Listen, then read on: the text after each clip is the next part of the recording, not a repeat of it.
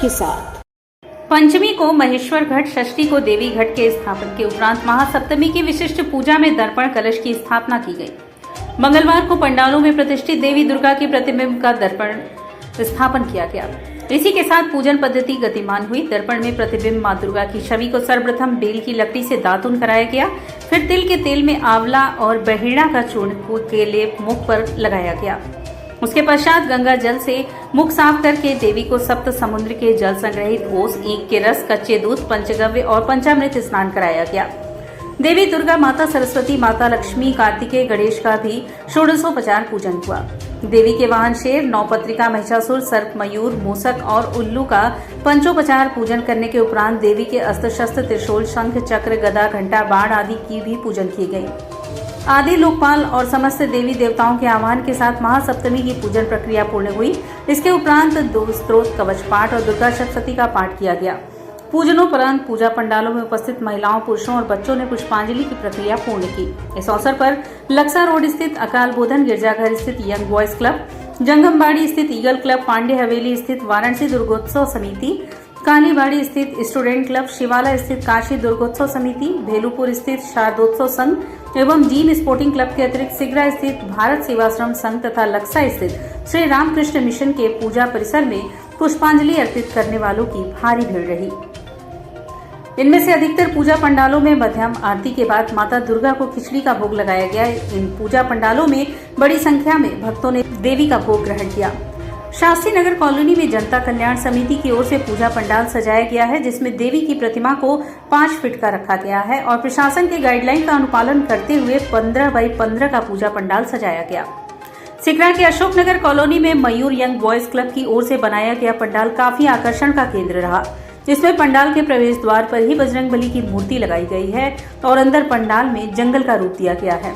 यहाँ पर भी कोरोना गाइडलाइन के अनुसार ही मूर्ति स्थापित की गई है।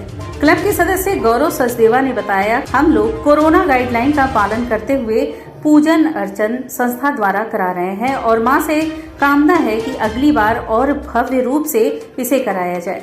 यह हम लोगों का 40वां वर्ष है पूजन का। ये अपना जो है कि 40वां साल है माँ की दया से।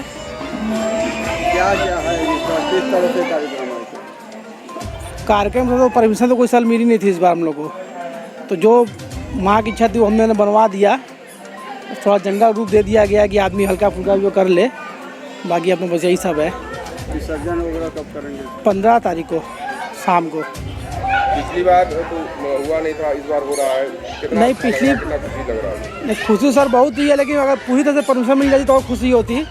जैसे कुछ प्रोग्राम हम लोग करने को नहीं मिले हैं, जैसे डांस कंपटीशन होता है बच्चों का, वो करने को नहीं मिला। रावण दहन का होता है, वो करने को नहीं मिला है अभी। तो यही सब जो थोड़ी परेशानियाँ आ रही हैं। अब भगवान चाहेंगे तो अगले साल जो है कि पूरी तरह से सब सही हो जाएगा। अशोकनगर कॉलोनी निवासी सुनील राय ने कहा कि मां की प्रतिमा की स्थापना से मन अति प्रसन्न है।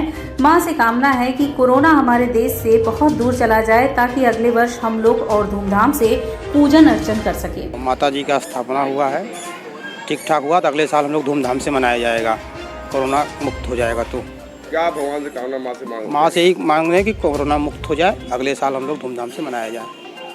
कितनी खुशी हो रही है? बहुत खुशी हो रही है। अगले बार बढ़िया। हाँ, अगले बार बहुत बढ़िया से मनाया जाएगा।